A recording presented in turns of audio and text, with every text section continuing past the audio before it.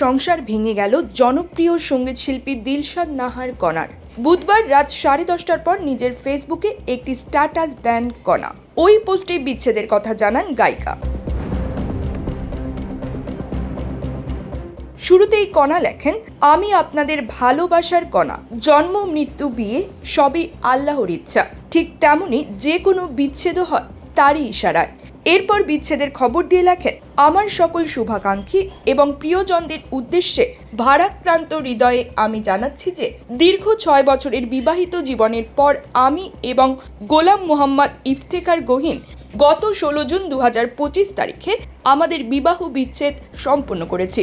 এটি আমাদের দুজনের জন্যই একটি অত্যন্ত কঠিন সিদ্ধান্ত ছিল এবং আমরা উভয়ই পারস্পরিক বোঝাপড়ার মাধ্যমে এই পথে হেঁটেছি। কণার কথায়, আমরা একে অপরের প্রতি সর্বদা শ্রদ্ধাশীল থাকব।